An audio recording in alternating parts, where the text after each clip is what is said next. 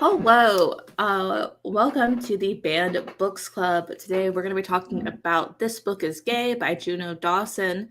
With me today, since we're on my channel, hey everyone, is Nirali Sheth, my co-host of the book club. You want to introduce yourself? Hi, I'm Nirali. I am a firewood sparkler everywhere, and yeah, I'm excited to talk about banned books. Like This Book is Gay by Juno Dawson. Yeah. So This Book is Gay is challenged and has been banned, challenged, relocated, and restricted in various libraries and school systems. For what you think it would be based on the title, it's because it's gay. It's because it's gay.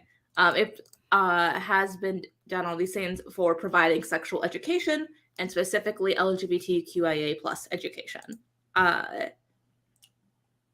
which is a time. It is specifically written as a young adult nonfiction book and meant to be a accessible beginning resource. Yeah.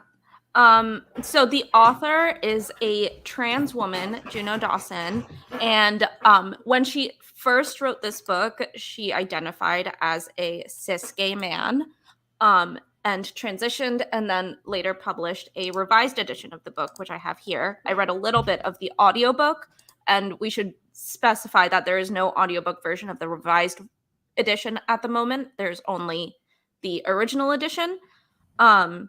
And yeah, then I read the revised edition. I think you read the audiobook, so you read the first edition.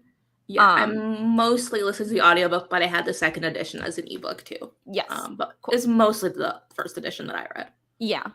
I also know, because I read the physical book, that some of the illustrations is what they took issue with, because they show the anatomy of a cis male body and the anatomy of a cis female body in the sex ed portions. So, you know, it's the same type of thing you see in sex ed. You would hope. Generally.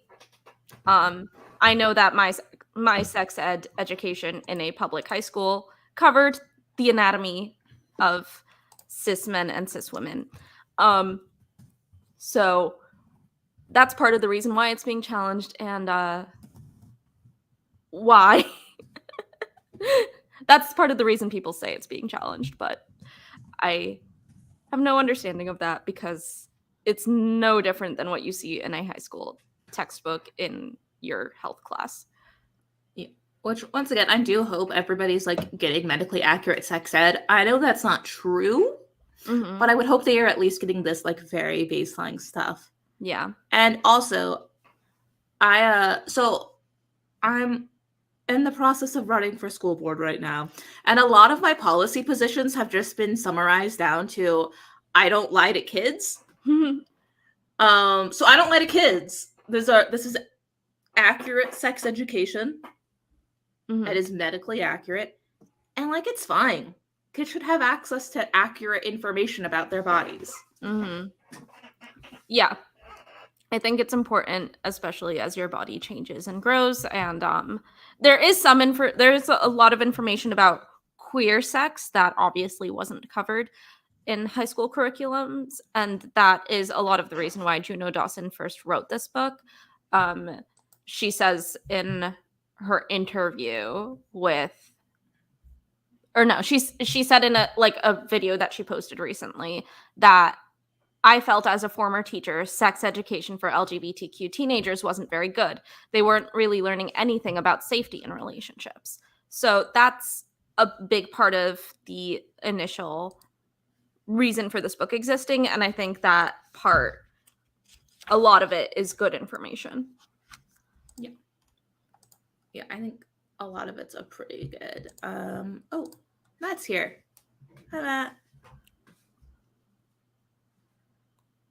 Yeah, they are. It is a very easy, given the title and cover of the book, it is very easy for people who dislike gay people to oppose it. It's not that hard to find. it's really the low-hanging fruit of the book bans, in my opinion. You know? It's just the cover is really bold, the cover is unapologetic, and the images in it are also pretty unapologetic. They are done in a cartoon style, which I appreciate too, because it's like, it's a book for kids. Like, make it, you don't need like graphic images necessarily. So yeah, it's like, it's just images of anatomy that schools should have gone over anyway. Also about Juno Dawson, she later wrote What's the Tea, which is about being trans specifically. A lot of this book centers on the cis gay experience because she wrote most of it when she identified as a cis gay man.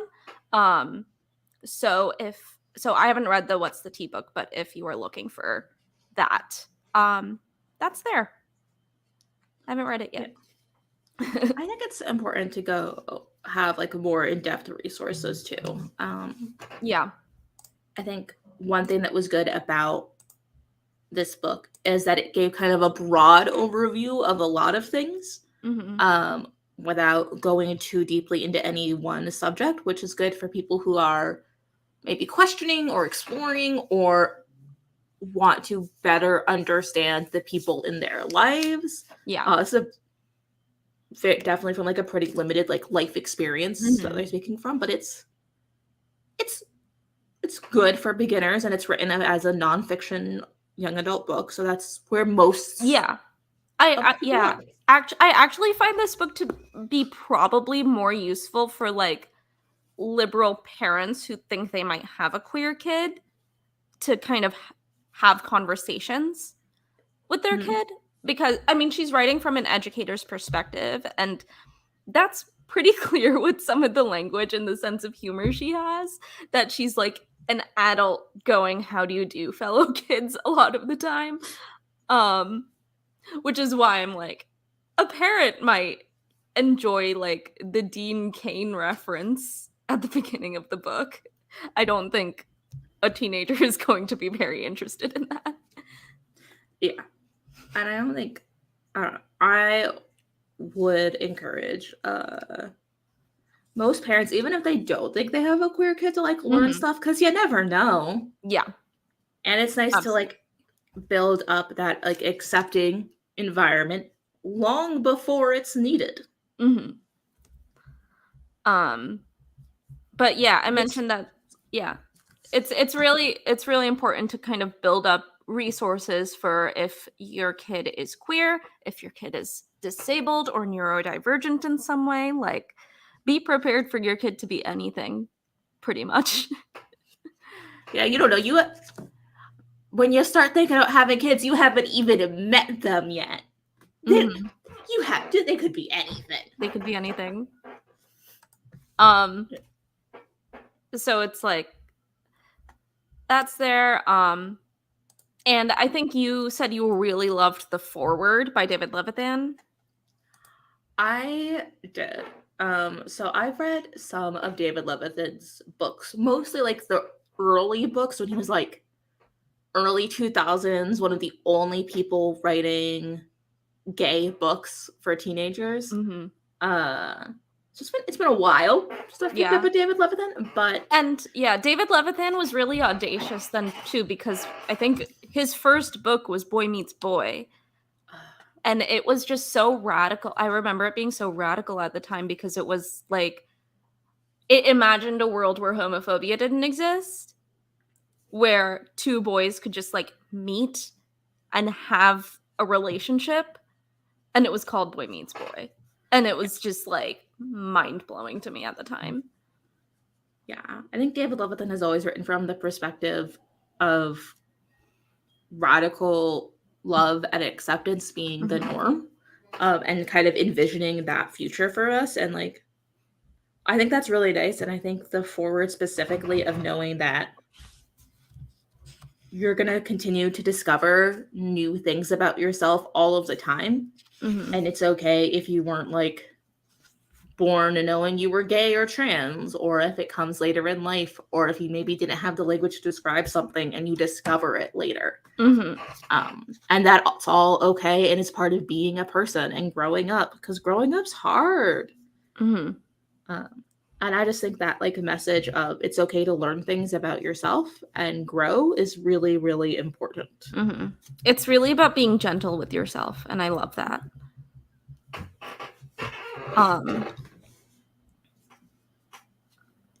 Yeah.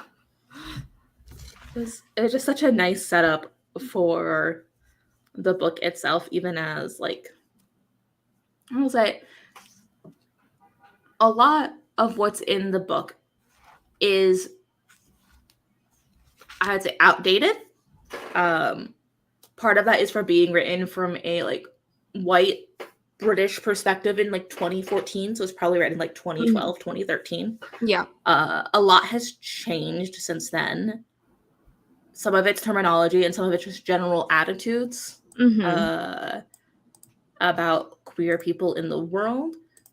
Yeah, but, and yeah, I will say in the revised edition there is some updates, but a lot of the passages remain the exact same as they did in 2014. It's just it's slightly updated, but a lot of it remains the same, which is part of the criticism I had with this book, is that it is living in a world that doesn't quite exist anymore. Yeah. I think that's becomes true of a lot of nonfiction books. And I think that's kind of one thing I liked about the foreword too, is that everybody learned new things since then. Because a lot of nonfiction books, whether you're reading stuff about queer people or you're reading about like science or like math, these fields get updated all the time. Yeah. Stuff changes. When you have outdated textbooks that tell you that your gender and your biology are the same all the time and there are only two genders, you get transphobia and things like that because textbooks aren't updated and schools don't have money to buy new ones. Or are purposefully censoring them. Yeah. So it's got to be about coming in and knowing that things aren't always going to be perfect. And we can do better and we can learn better. And I would say this is very much so an imperfect nonfiction book that is also a pretty good starting point for, like you said, parents. I would say, like, and I think you also said specifically white teenagers, and I think that's accurate. Yeah, it's a good spot. If a white teenager is comfortable holding a book with this cover, this book is fine.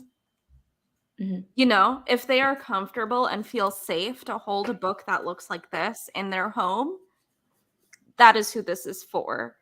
It is not for anyone else, really. Juno Dawson talks a lot about her own perspective growing up as a queer white person, and she also is very British in her sensibility and the way she speaks about things. So it's like, and I really feel like her perspective limits a lot of this book because she has a lot of anecdotes from other people taken from a survey that she did before she first wrote this book. But a lot of those are British. A lot of those are there's no mention of ethnicity with these anecdotes, but they seem pretty white.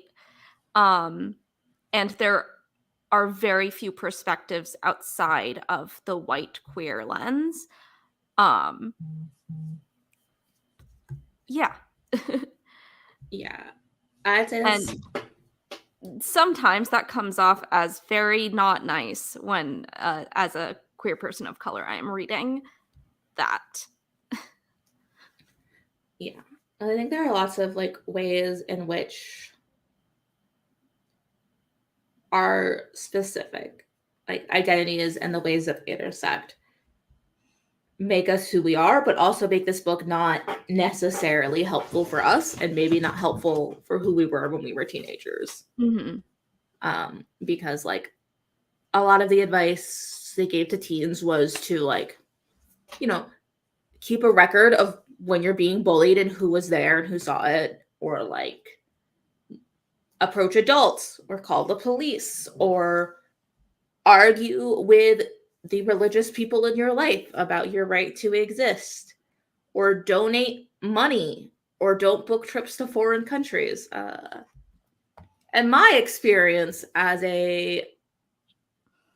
someone who grew up pretty poor and low income, as well as growing up in an incredibly specifically Christian fundamentalist environment, like that's what I grew up in.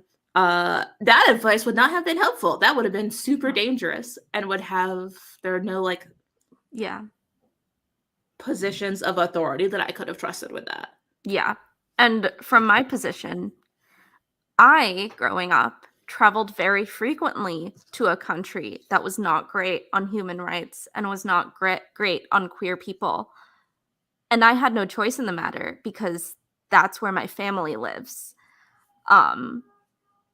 So and there's like no discussion of like what about the queer people that do live in those countries, because they're the ones who are actually affected by the human rights abuses. So I didn't have a choice in the matter, and also like people are directly affected even if you don't go there. So that's my perspective on that bit. And just coming from a religion that isn't mentioned in this book, but the Bible stuff wasn't helpful to me at all. And when she mentioned Hinduism and Buddhism, she had one paragraph, about 2 sentences, basically said Hinduism and Buddhism are the same thing, and said that those 2 huge and varied religions are chill about queer people. And that is misinformation that I really need people to not absorb as fact. Yeah. If you look at the current state of Indian politics, which is where many, many Hindus live, you will not find a community that is necessarily completely friendly to queer people. And when the Hindu third sex is mentioned, it is mentioned as not a marginalized community when they very much are. And yeah, that is just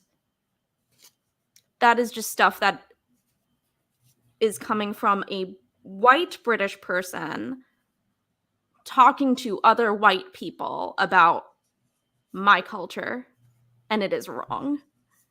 Yeah.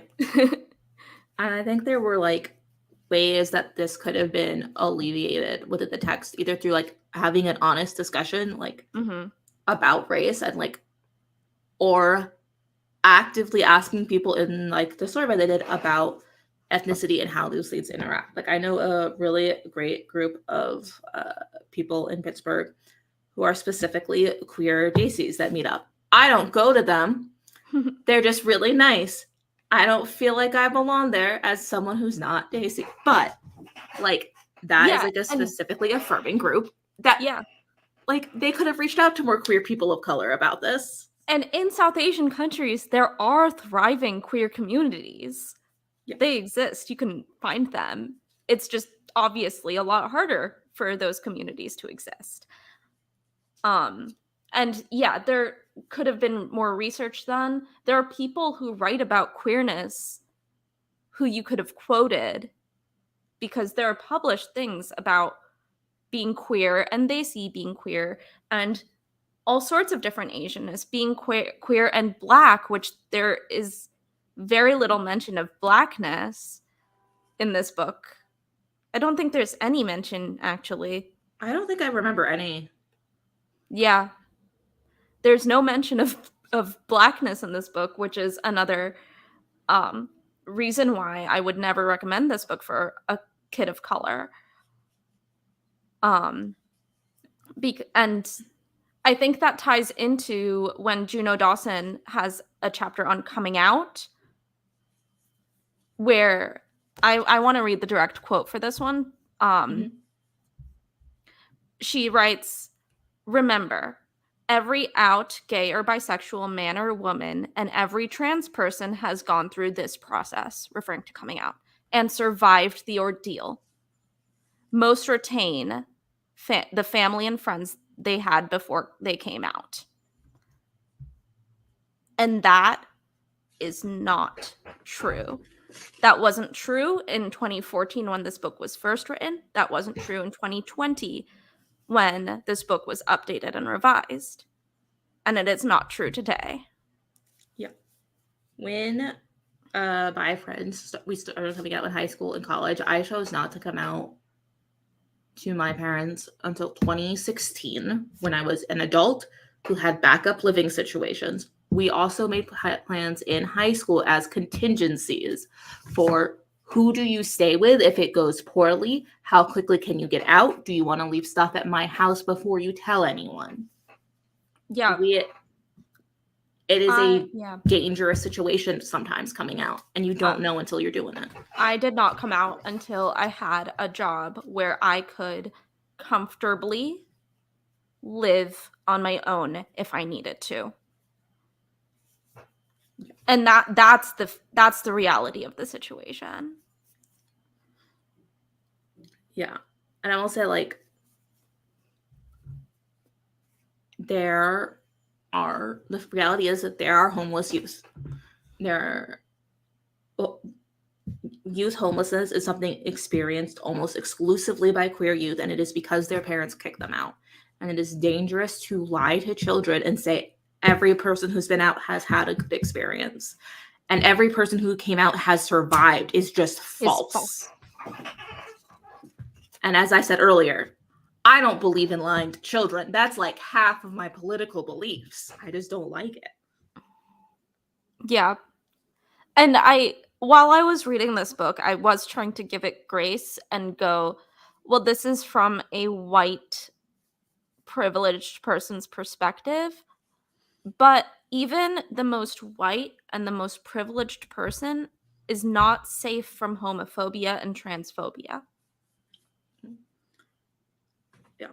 And it is, I think we're working to build that world. And I think in some ways the book can serve as part of a building a world that is free of like homophobia and transphobia, where everybody has the ability to be themselves. And that's partially because it is very like visual, is very loud. It is giving, for the most part, accurate medical information at the baseline. But the people who are safe with this book are people who already live in safe communities, with safe families, with safe schools, who are able to openly explore these ideas, which is true of some of the population. And a lot of people I've met are very comfortable with, I would say, other people's kids being queer and not okay with their own. And you don't know until it happens. Yeah. But I think this book can be a part of creating that world, but it is not. It is, the author is delusional if she thinks that we already live there. And like, it is nerve-wracking to come out. It is very, very nerve-wracking, no matter how old you are, no matter what your sexuality is. It is very difficult. And having a message of it will be okay is not a bad one if you're not pretending that things will be easy and that you won't lose people. Yeah. And you don't get to come out just once. You have to like keep doing it. Yeah. And like I have definitely been in situations where I have just chosen to get misgendered instead of coming out because I wasn't sure if it was safe. I wasn't sure if the people around me would like step up and protect me. And sometimes it's because people are just wrong and it's not worth the interaction or energy it takes to correct them. Yeah. I was at the Scholastic Book Fair. Oh no. And I was an adult helping, and there were several very, very nice, like pre-K to third graders who would ask for my help and call me miss. And I thought about it and I was like, I'm not doing this to them. No. This is a 5-minute interaction. Yeah. Sometimes and it's not necessary. They want to find a book about penguins. I can help. Yeah.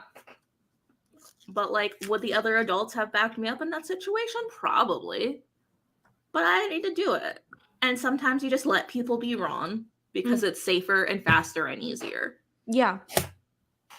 Because I did not want to come out to that whole elementary school. Not worth it. No, it's not worth it a lot of the time. I am not out to a lot of people.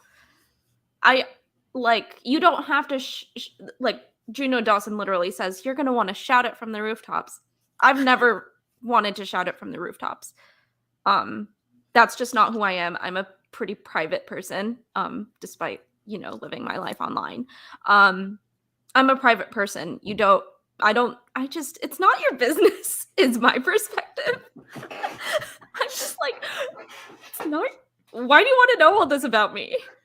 Right. I'd rather sit with the discomfort of people being wrong about me than have to, like, have a conversation a lot of the time. Exactly, because a lot of the time queer people, when they're out, are put in the position of being teachers that they never wanted to be.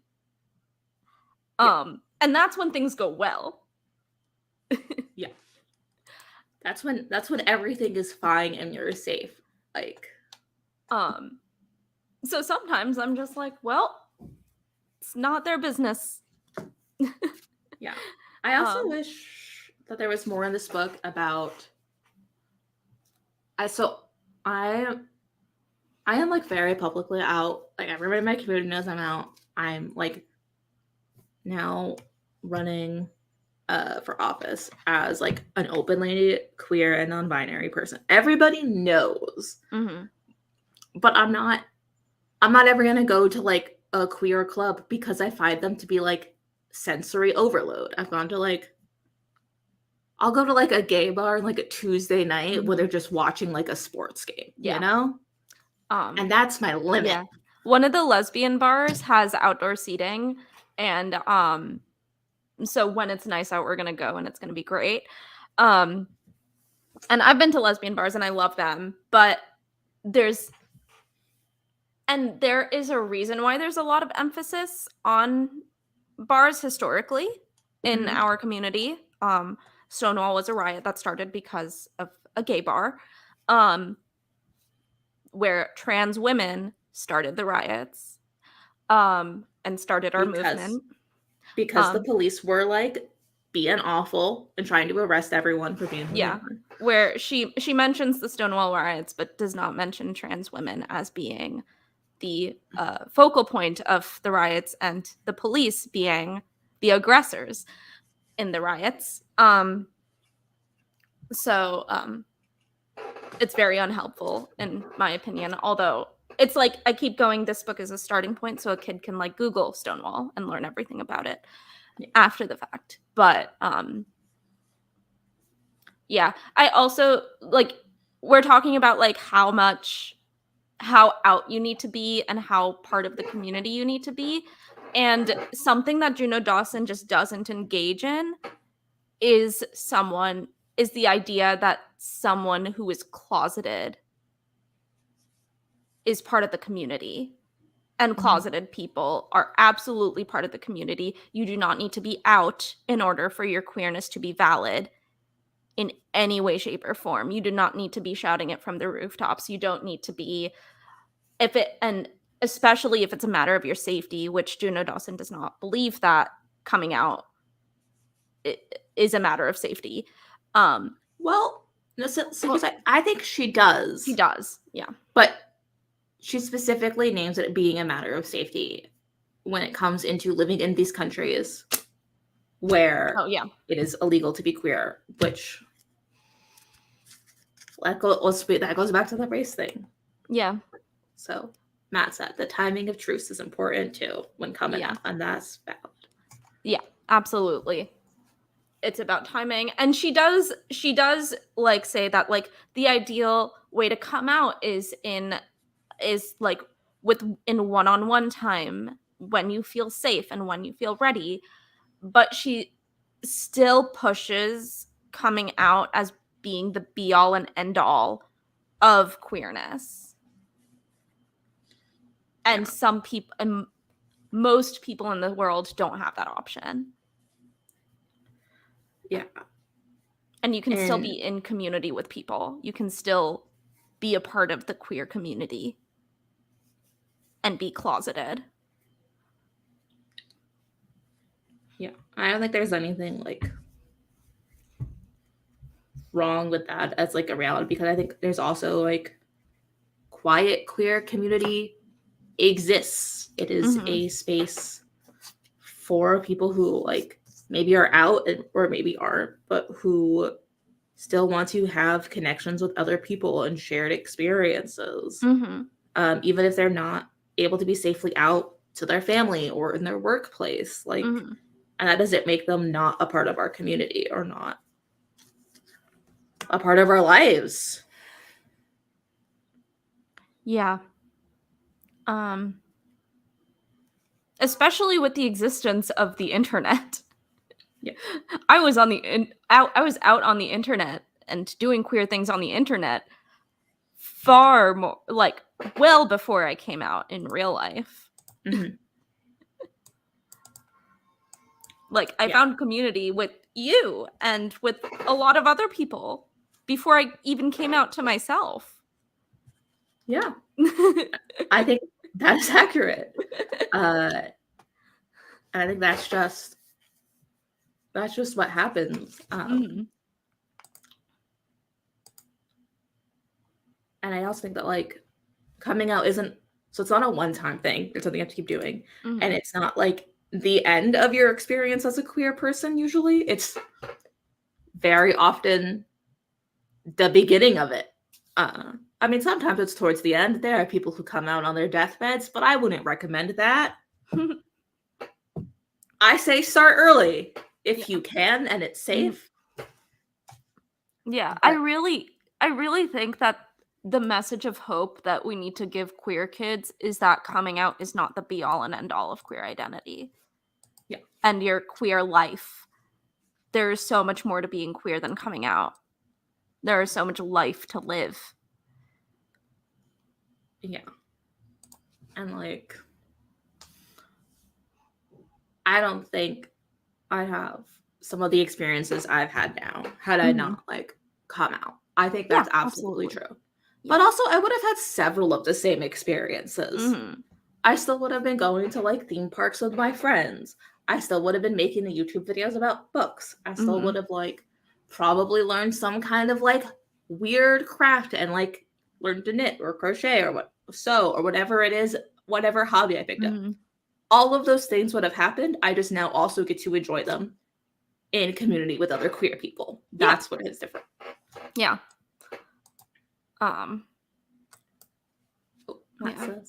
Yeah, valid connection isn't dependent on coming out. I'm thinking too on how the laws matter, but also how people in the person's life will respond to it. Yeah. Like, it is materially dangerous for a lot of people in the US to come out because of the people in their lives. And in the UK and in Canada, because those are the three countries Juno really mentions as like who she's talking to is people in Canada, people in the UK, and people in the US. So coming out is not purely a good thing. Coming out can be dangerous. As we should also talk about, I guess, since between when the book was written and now, the laws have changed. Yeah. And are getting worse. Yep. They're getting real bad lately. Yeah, across the United States, there are anti-trans bills, there are anti-trans children bills, there are anti-gay children bills, there is an anti-drag law passed in Tennessee. That does make it illegal to perform at all. So the way that it's written, a trans person can't like read their book or give a speech or present like their scientific paper. It's taking trans people out of public life. Yeah. In addition to, you know, RuPaul can't go there and perform. The ACLU does have a drag defense fund and are working really hard to, you know, sue and remove this law from the books. So hopefully that works. Donate to the ACLU if you can, and encourage other people to donate if you can. And also, like in the UK, it's not very good either. Juno Dawson talks a lot about how the NHS has resources for trans people. It no longer really does. I highly recommend you watch Philosophy Tube's video on the NHS to see, a very depressing breakdown of the situation right now. But the Tavistock Clinic, which was the main transgender clinic in the UK, was shut down. And waiting lists are 5 years long or more to get treatment for being trans if you are using the NHS, and using private healthcare is not much better there. So yeah, things have changed since the initial writing of this book, and the updated version has not quite updated enough because these were issues in 2020 when this book was being updated. Yeah. Yeah. I think that is accurate. Yeah.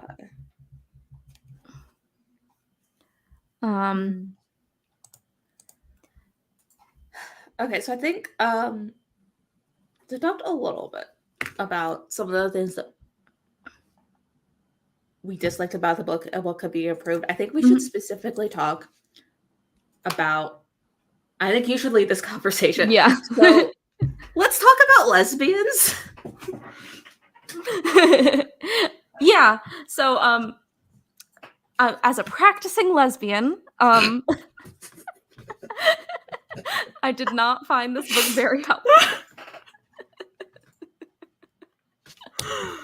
Yeah. I would say that's great. I love that you're practicing it, like you're getting better at it. I think so. I think my girlfriend thinks so. Yeah. So yeah, I'm a lesbian. I have existed as a lesbian for a very long time. And this author seems to have a few misconceptions about being lesbian. And this is probably due to the fact that she used to identify as a cisgender white gay man, is obviously now a trans woman, but does not engage with lesbians very much. And there is one nice section where a lesbian is a guest writer, and she discusses a lot about lesbian sex and how it works and the joys of it. And it's great. However, when Juno Dawson is specifically writing about lesbians, there are some not great things. There is a section of the book called Girl Wars where she posits that butch people and femme people don't like each other and are pressuring each other to look a certain way or be a certain way, when the butch femme dichotomy within the lesbian subculture exists because femmes want to attract butch people and butch people want to attract femmes. It's also important to note here, which this conversation does not exist in this book, is that Black lesbian culture in America is different than white lesbian culture in America, which is different than, broader lesbian culture across the world. So some of this might be because I'm an American lesbian and she is a British person who probably knows some British lesbians. There is also something that is still in the new book, the new edition of the book, where it says lesbians like vaginas. Yeah, they say that a lot, which was really uncomfy. So yes, many lesbians do. But as Juno Dawson states in this book, some lesbians are asexual, some lesbians don't experience, sexual attraction to people. And those are valid lesbians. And also, trans lesbians exist. Lesbians love trans women. And a big TERF talking point is that trans women are forcing lesbians to be attracted to dicks.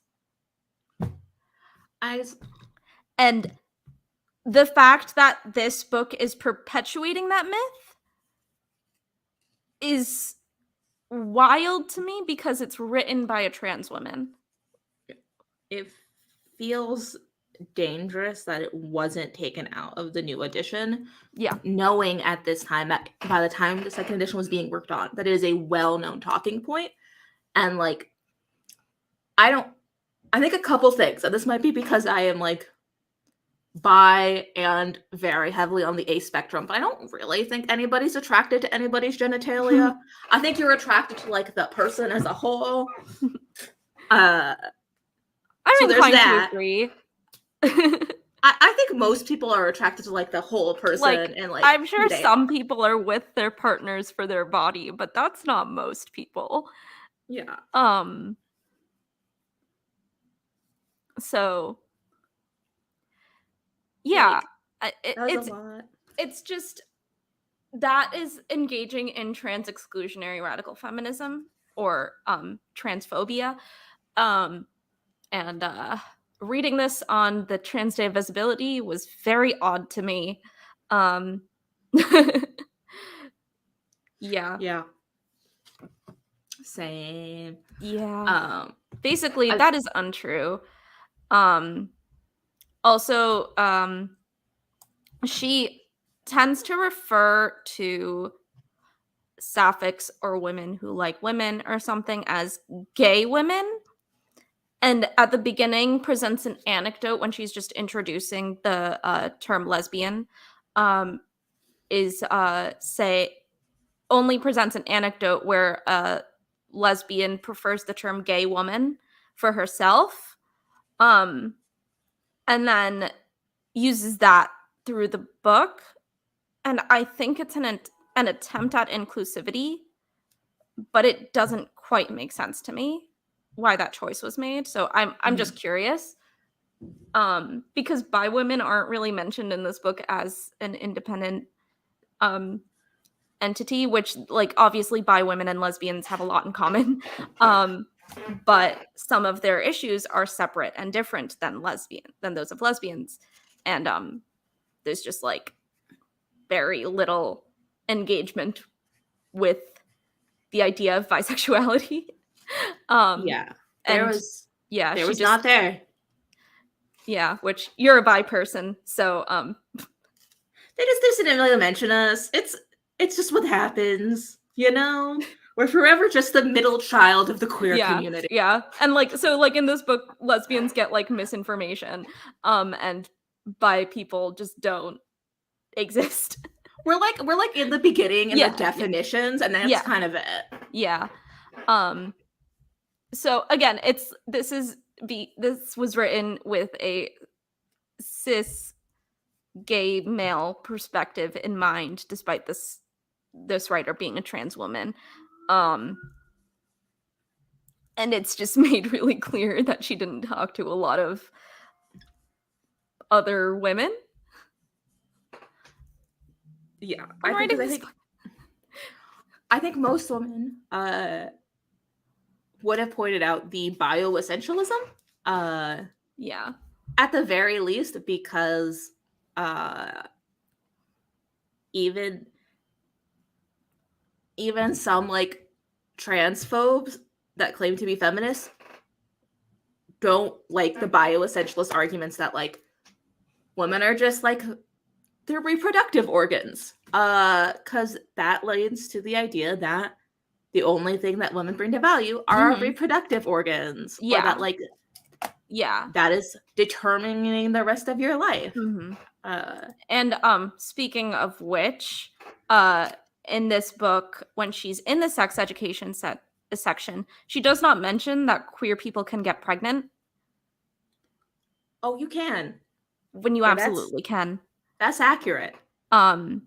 It's just not mentioned. All of the STDs and STIs and AIDS is mentioned, and she really emphasizes using a condom, which is important.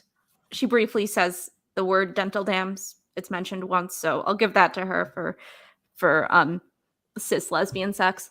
But you can get pregnant if you're a queer person in a queer relationship.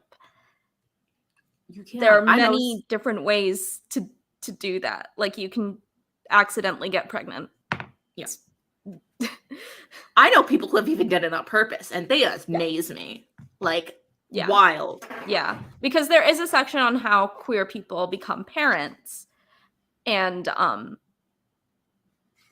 pregnancy isn't really mentioned aside from lesbians can get a sperm donor.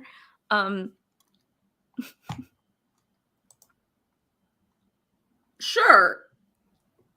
But also there could be a lesbian in the relationship who is who has the reproductive organs. Like, there could be two lesbians in a relationship who have the reproductive organs that make a baby. That's possible.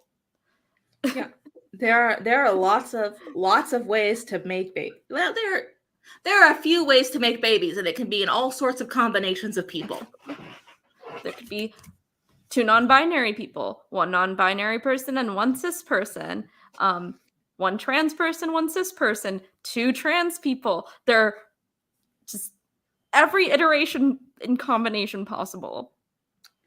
And when we're talking about building inclusive sex ed, we need to have like that real conversation about ways to prevent pregnancies and the spread of STDs and STIs and like getting tested. Because all of that is important information, and you should be having that information when you are young, before you become sexually active, ideally. That way you can prepare. And yeah, that's right. All you need is the right combination of organs. That's exactly. Bodies are weird. So you should have access to that information early. And I do think like a lot of this was like medically accurate, but lacking still. Because I think one of the things that really was missing for me, in which I think should be in modern day sex education, is a discussion of consent and communication being key. There is no mention of the word consent in this that I have seen, and I feel like within the queer community, like, one of the great joys of sex is the communication and being with someone or multiple someones, which she talks about sex parties in here, but not about consent, which is a choice. But there is so much beauty and so much joy to be gotten from communication during sex, and from trial and error and seeing what works for you and what doesn't. And instead she says, hang on, I want to find this because I really did not enjoy this line. When she's discussing gay male sex in a cis way, she says, how do you know if you're top or bottom? It's easy. If the thought of having a big hard thing poked up your tush is arousing, you are probably a bottom. See? Easy. And that is not the way we should go about talking about that. Yeah. Yeah. You should be talking with your partner, whoever that is, about what you both want and are willing to do, having that open conversation, and also acknowledge that, like, you're not going to want the same thing all of the time, most likely. Yep. That's important, and we have to prepare for that, for, like, hey, and those conversations can start really young by being with your kids, if you're a parent, and talking to them about what they want, whether that be like, do you want to like go to the store now, or go and get like a cookie, or like go to the store in 10 minutes and then get no cookies. Like, it starts early. It starts with conversations about whether you're willing to hold hands or hug people, whether you want to like say goodbye with a hug or with a high five. Like, it doesn't need to be all the way jumping from no talks of consent to like talking to you about it when you're having sex. That's too late. Yeah. But like, things change. Like, things change. Your preferences can move around. You can like different things at different times and with different partners. Yeah.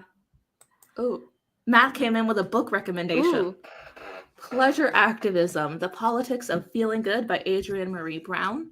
I talked all about language and consent, and one point of how interaction is only an introduction. I like that. I love that. I am definitely putting that on my to-read list.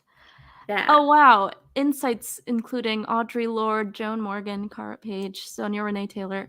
Yeah, see, that's another thing this book was missing, was queer writers, like queer thinkers, aside from herself.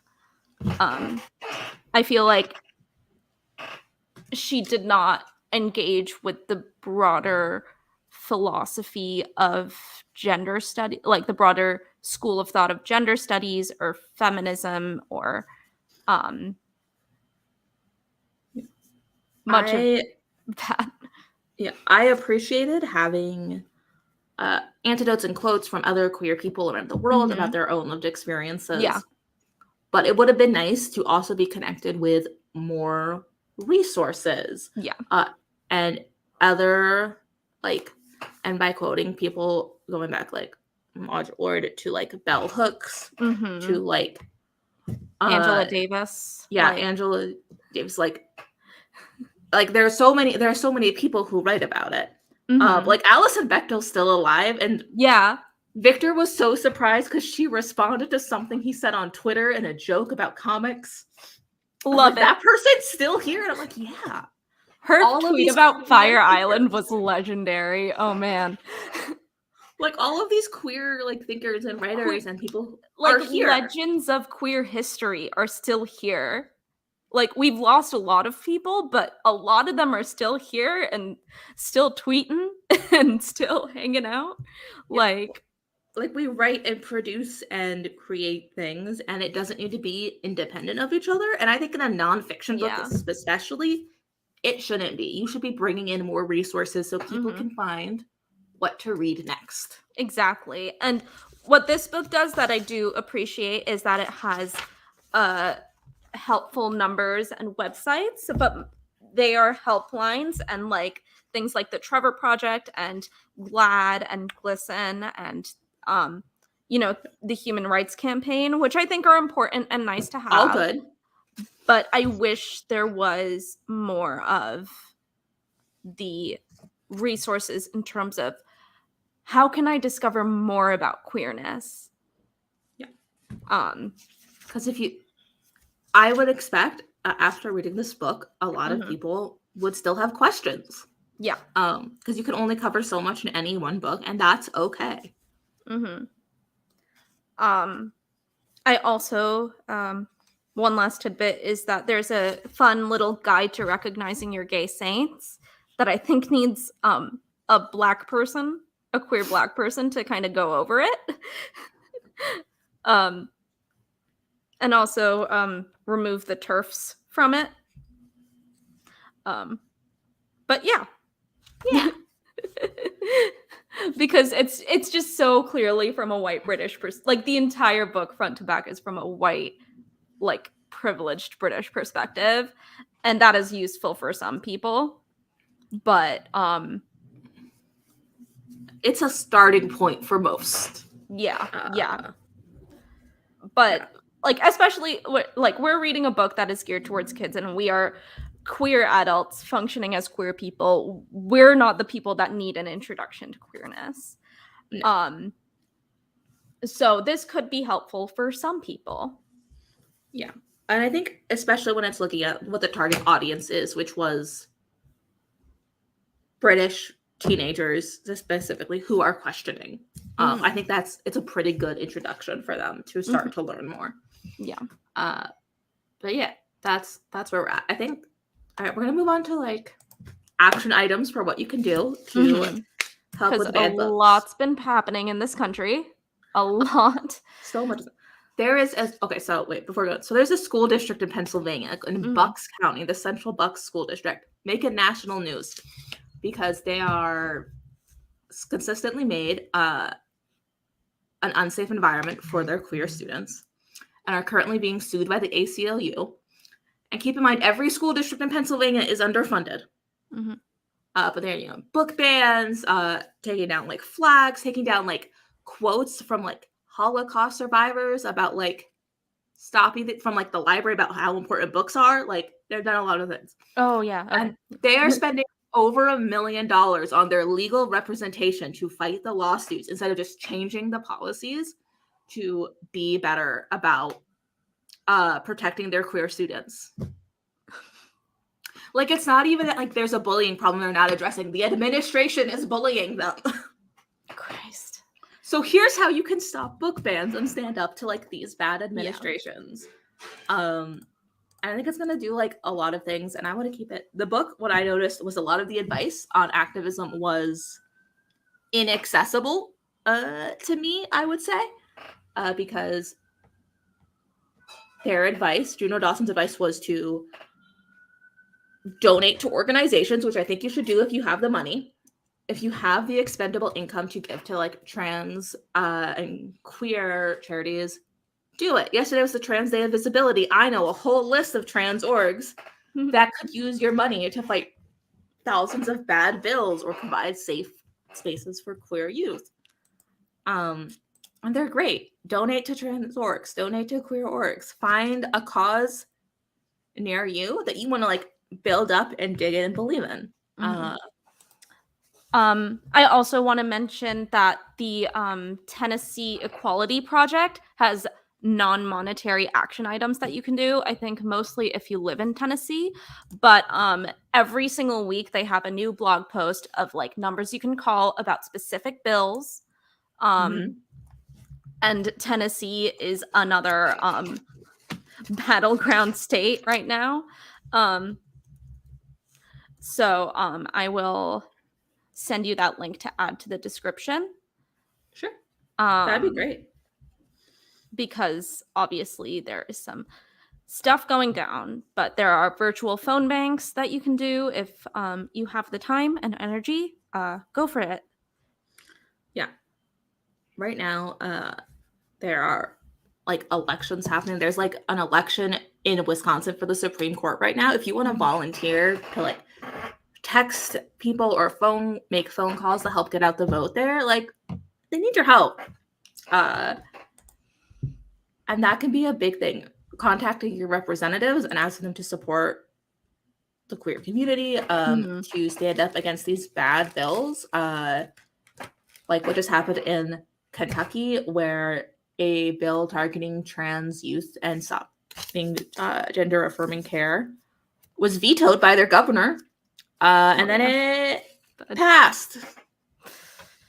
It's been a tough time, but like contacting the people who write bills and policies to ask them to be supportive and make it clear that you want them to be supportive is good. Even if they ultimately won't side with you, they should know that it's a thing that their constituents care about and that there are people who are paying attention to what they are doing. Mm-hmm. I also believe They you should should know- write thank you yeah. notes. Yeah. Yes. They should know that their jobs are in danger if they vote against human rights. Yeah. And I think my state representative really likes when I send thank you notes, thanking them for trying to like get kids free lunches or like protecting every kid who wants to play sports in their public schools. Like, Hell yeah. they should be rewarded for doing good things too. Yeah. Even if it's like a basic thing like, kids should be fed. Like, in our country, it's not the bare minimum. Yeah, we gotta get there.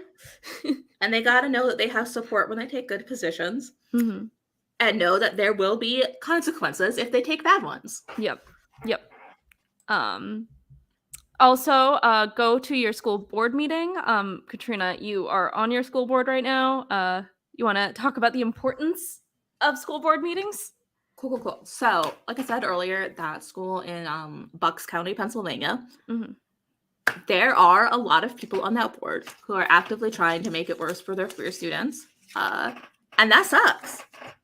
It's not good. But one thing you can do is your school boards in most cases are elected by people, and everybody has a right to speak at the school board meeting Mm-hmm. and to make open comments in the United States. Like, you should be able to make your voice heard as someone, whether you have kids in the district or not. Mm-hmm. I don't have a child.